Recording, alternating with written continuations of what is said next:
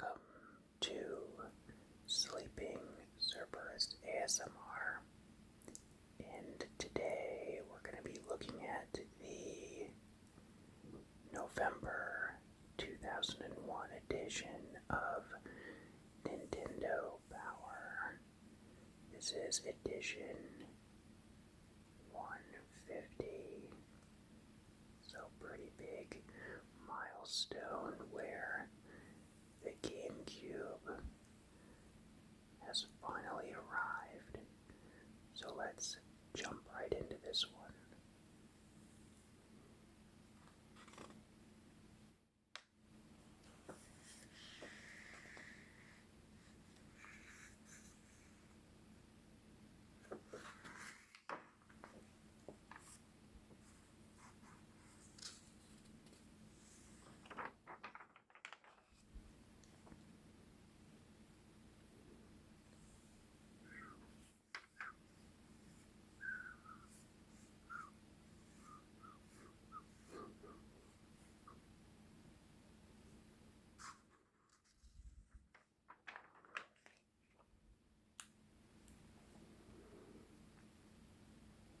This was a launch title for the GameCube and really showed off the incredible power of the GameCube.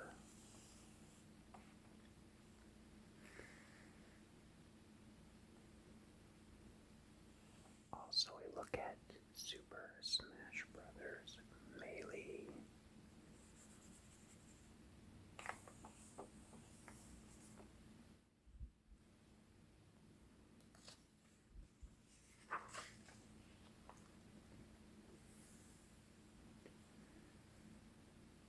The Player's Pulse.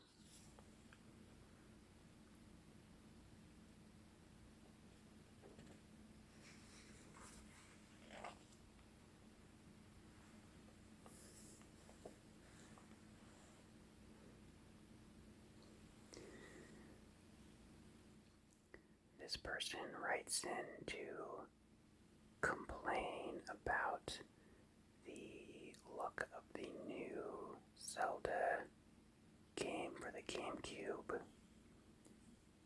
which we know is Wind Waker, and this person is very upset and says that the GameCube is able to make extremely good graphics, and Miyamoto went and used horrible graphics. Yeah, that's a pretty huge disagree from me. I think a lot of people had a strong negative reaction to Wind Waker, but that game is just such an incredible visual spectacle. Hopefully, this person grew up a bit and learned to appreciate how incredible Wind Waker was. But moving on.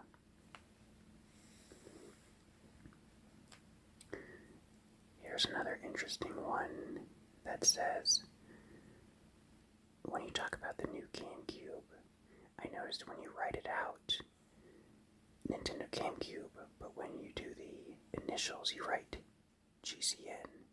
The N is on the wrong end. Why? That's an excellent question, Scott.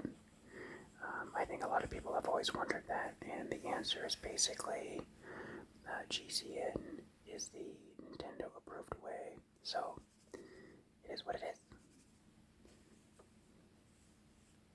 So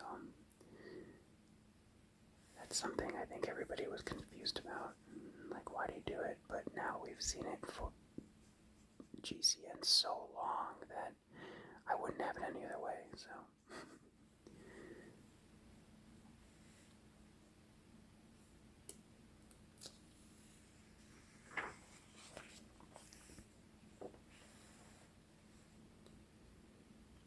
Here we have some incredible artwork.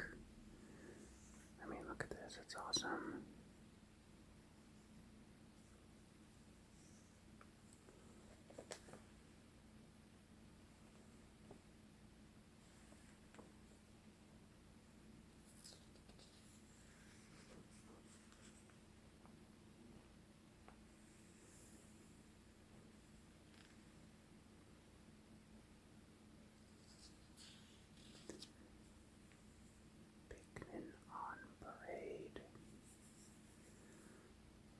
introducing the brand new Nintendo game, Pikmin.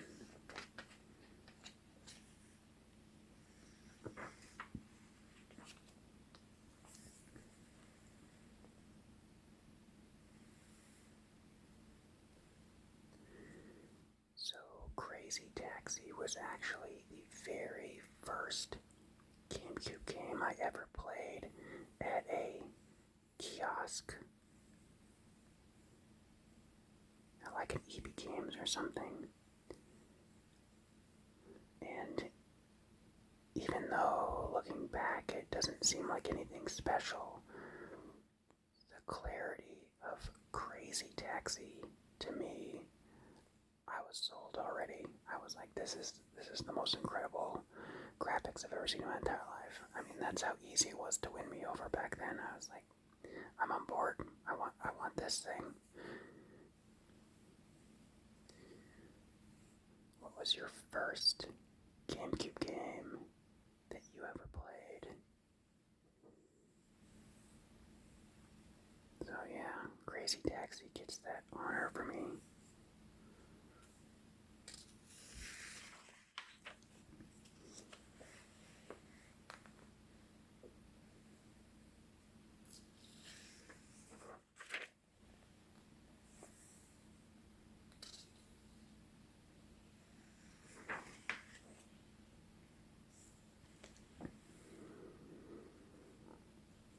The GameCube was really the last time that Nintendo was all about graphics and horsepower of the system, talking about the 485 megahertz processor and game discs that give you eye-popping 3D graphics.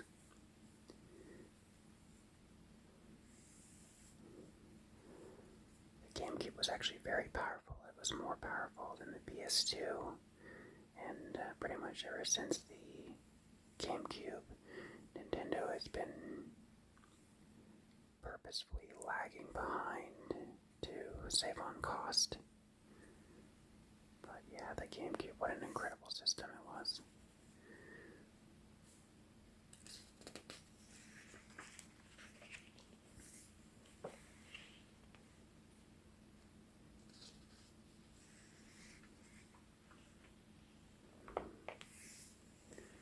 Okay, here we go. Here's the main feature on Luigi's Mansion.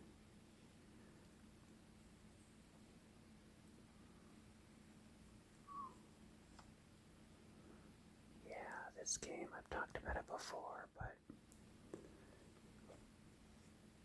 Luigi's Mansion is like one of my favorite launch titles.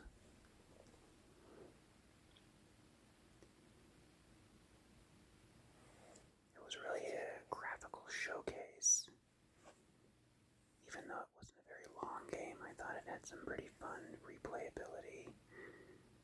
The high score at the end was a fun thing to shoot for as you learned where all of the best gems and gold and secret rooms.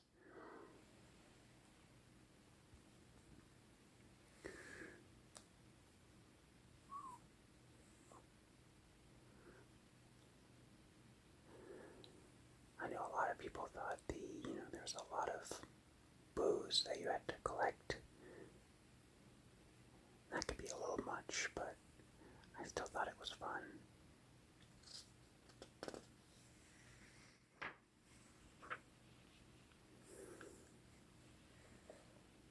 I'm in the process of playing Luigi's Mansion 3 right now, and it's really fun so far, but I don't know, maybe it's just nostalgia, but I still think the original Luigi's Mansion is my favorite out of the 3 games so far. I really liked the design of the ghosts in the original a lot more than the later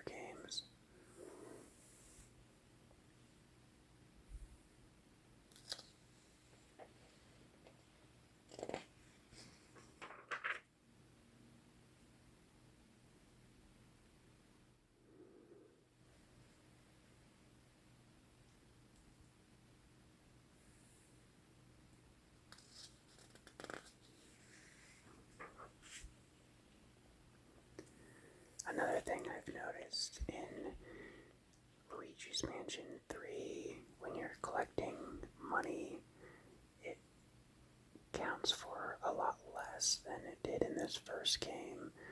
Like in the first game, you were just collecting millions of dollars worth of diamonds and gold and cash, but in Luigi's Mansion 3, your totals are going up much more slowly, and I think we all enjoy, the number go up kind of mentality of games sometimes, so I know that doesn't really change anything, but just an interesting thing that I noticed.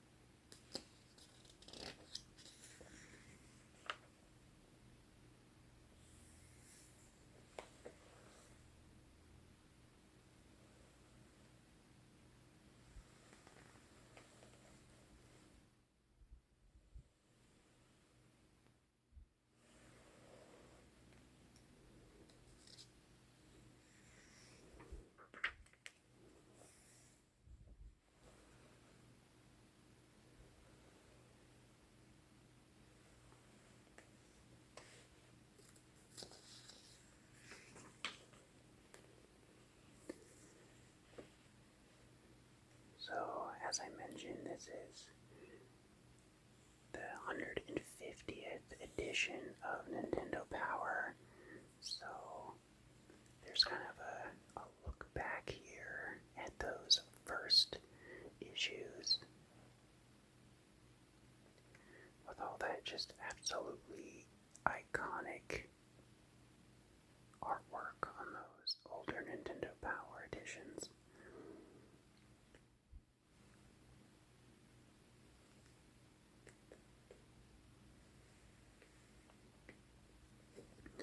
Some of them we've looked at on this channel, like this Mario Party edition and the Game Boy Advance launch volume of Nintendo Power. We also took a look at that one.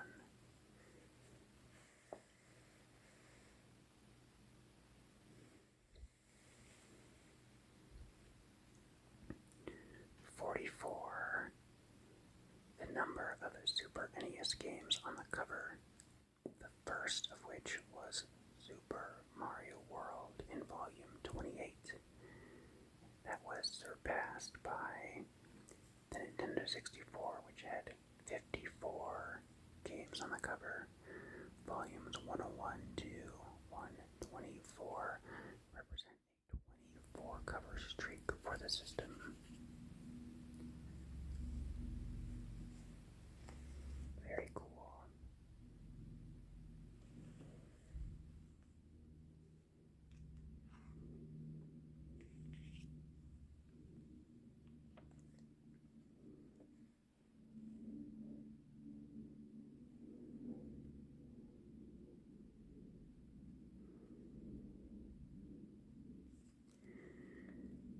And the Nestor goes to...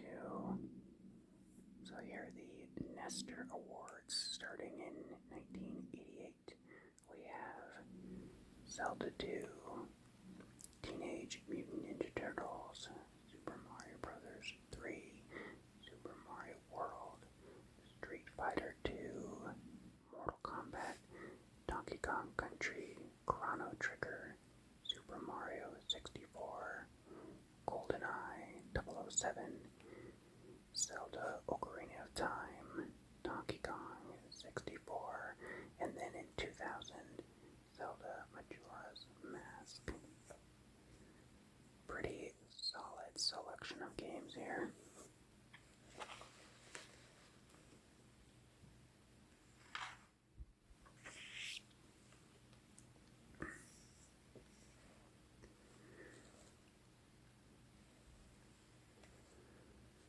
And here we have the failed Virtua Boy,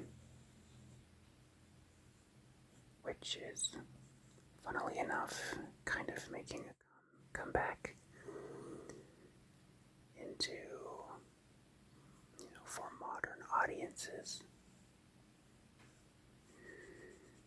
I don't know, I kind of wish wish that you could just play Virtual Boy games without buying an expensive piece of plastic. I don't know. It's really neat, but there's better ways that they could have done this.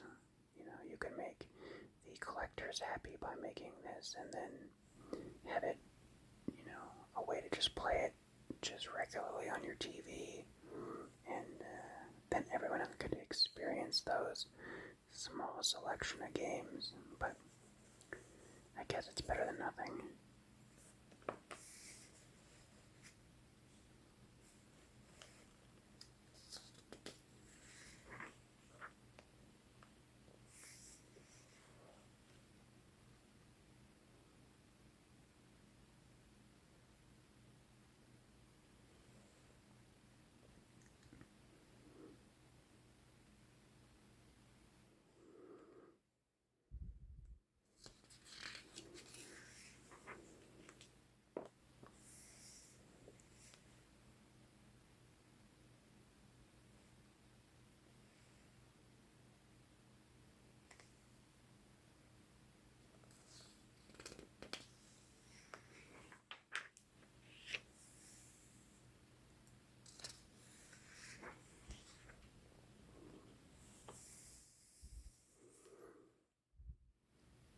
Here's a little look at Super Smash Brothers Melee.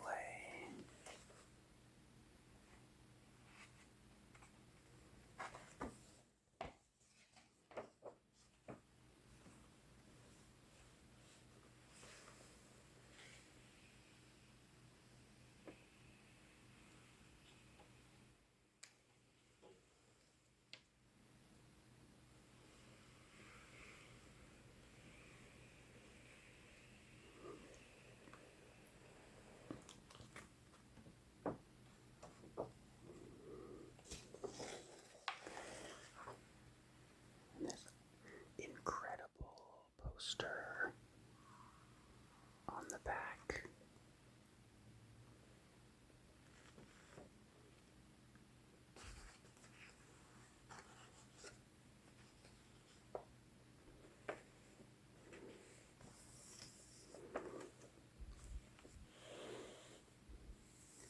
I still think Super Smash Brothers is my favorite in the series, but again, that could just be my nostalgia. What is your favorite Smash Brothers game?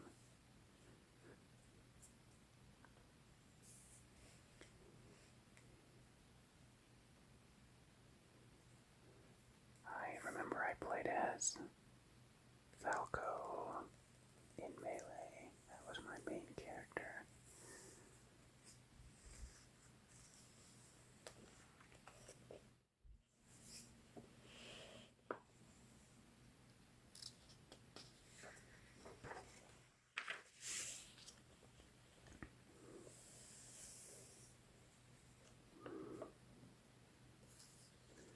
The codes section.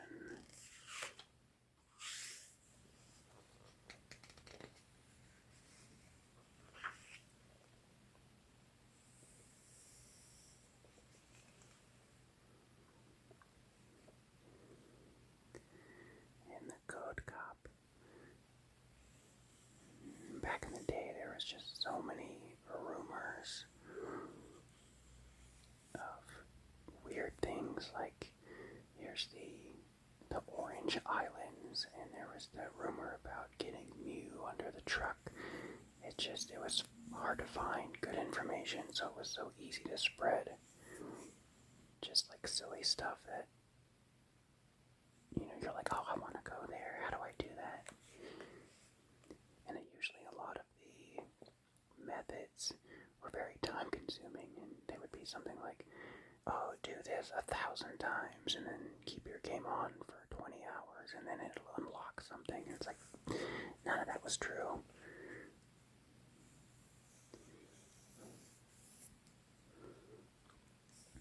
But you always wanted it to be true, so that was the thing that would get you.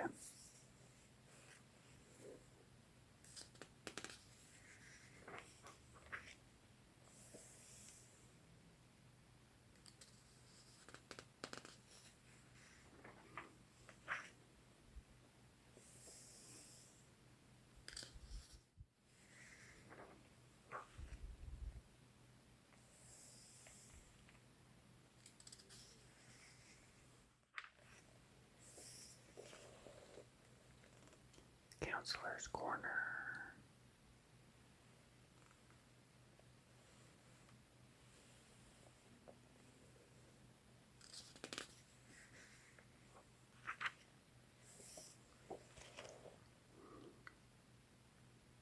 How do I remove the sunblock behind the mirror pillar?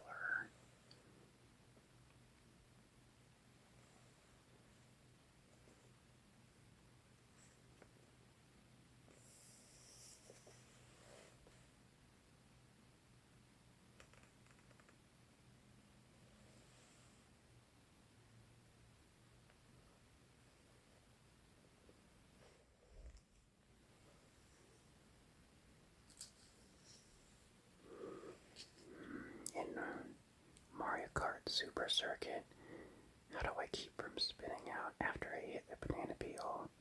When you hit a banana, press B rapidly. If you do it right, you won't spin out, and a musical note will appear above your head. I actually don't know if I knew that.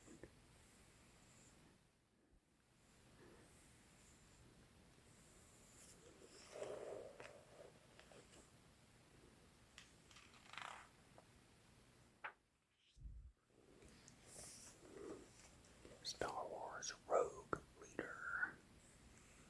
Rogue Squadron 2. This was another just massive early GameCube title where the graphics they were pretty mind-blowing when you were seeing this as a kid.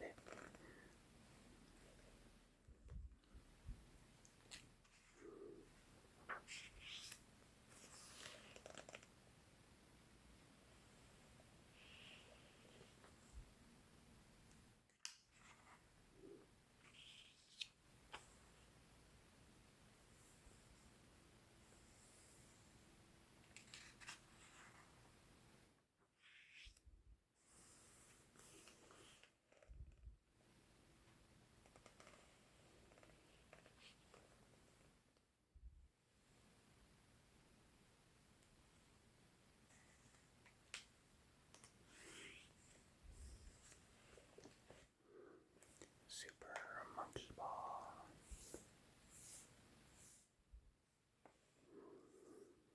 I always love the look of the Monkey Ball games. I loved just the fanciful track design was so interesting, but I was never good at the Monkey Ball games.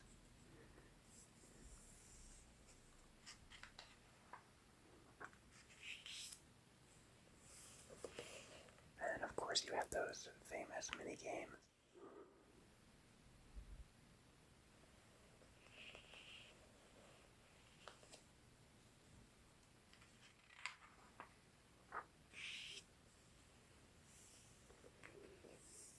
The Pokécenter, Mewtwo Strikes Back.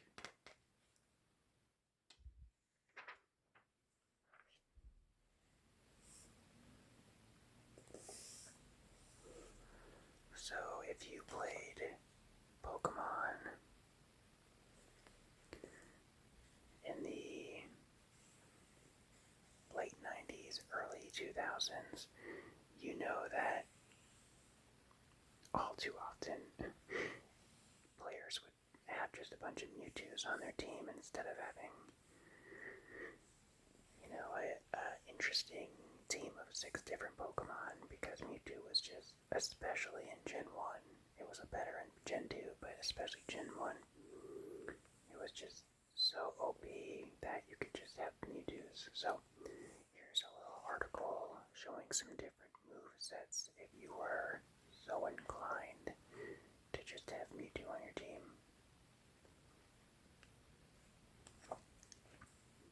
This is interesting. So Sunny Day and Bubble Beam on the same. I don't know if I would do that. Maybe Flamethrower on this set. So you could get that synergy for Sunny Days, Solar Beam, and then maybe Flamethrower. That might work a little bit better. Interesting choice.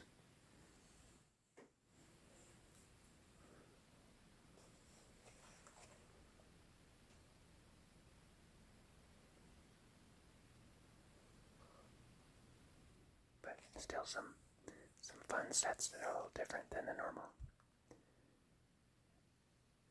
Most people just had a Mewtwo that knew Psychic, Swift, Recover. It's like, okay, you can give it some different moves. So, at least they're trying some different stuff here.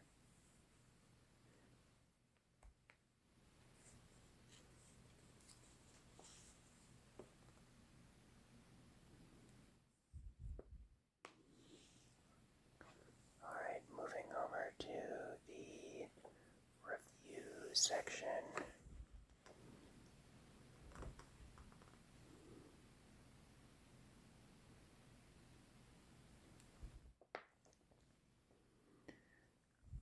Star Wars Rogue Leader gets a 5 out of 5. Very impressive showing.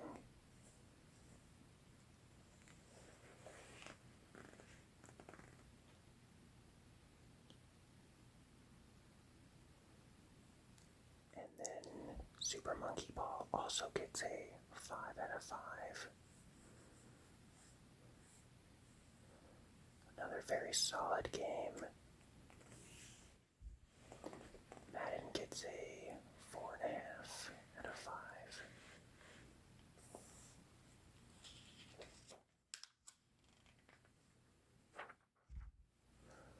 Alright, I'm gonna have to disagree here. Only a 4 out of 5 for Luigi's Mansion. I mean, come on.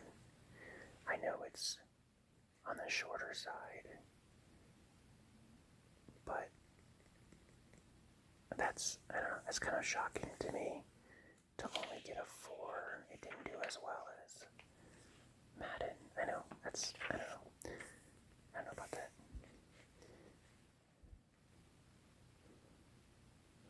I mean, I like to replay the original Luigi's Mansion, and I even like the 3DS port. Not really a remake, but a port, since the 3DS wasn't quite as powerful, but that's still a great way to play Luigi's Mansion. So I still think this game holds up today. So I would give it higher than a 4. Wave Race Blue Storm gets kind of an underwhelming 3.5 out of 5. I remember the water effects. Yeah, the water effects are stunning. Yeah, they really are. When you are coming from the N64 and then seeing the water effects in this GameCube game was incredible.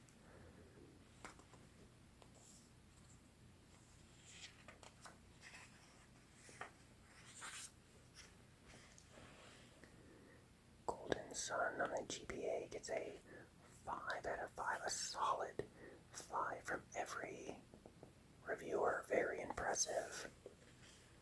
Very, very impressive. And then Wario Land 4 gets a 4. Alan wasn't super impressed. He says the overall package feels kind of tired.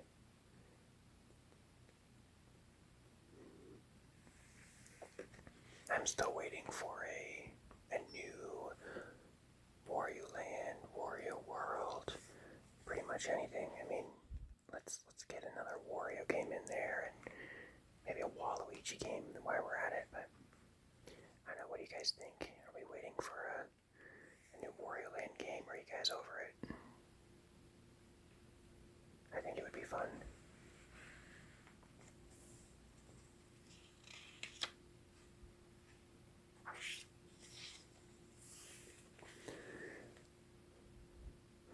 And then we have some late N64 reviews here. Razor gets a 3.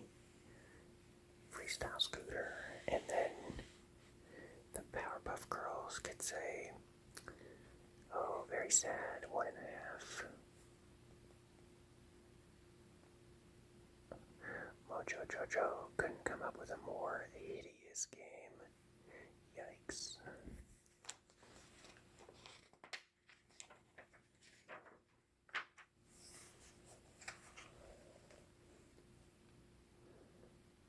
We have the speed round here of here. So, Dexter's Lab, Frogger. Let's see, man. Doom, 3 out of 5. Tetris Worlds, 3. Yeah, they just kind of shoved all this stuff at the very end.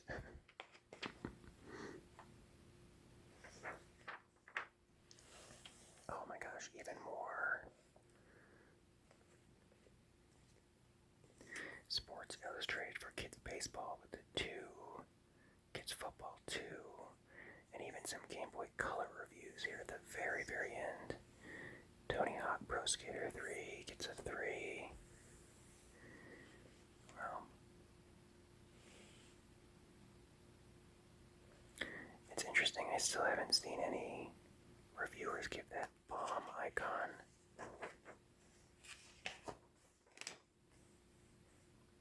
Even Alan gave Powerpuff Girls 1 star. Interesting.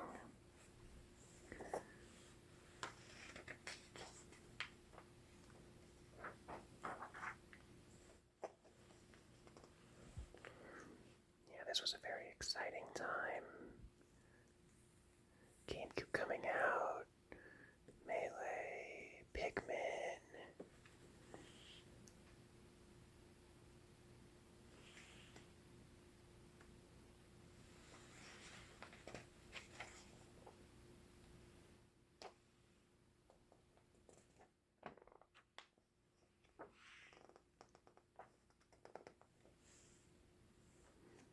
And that wraps up another edition of Nintendo Power Magazine. I think it's funny that they just used the exact same artwork. It's just like, do you want to make a new design for the cover? No. I just use the same Luigi picture and just put it on a GameCube. It's fine.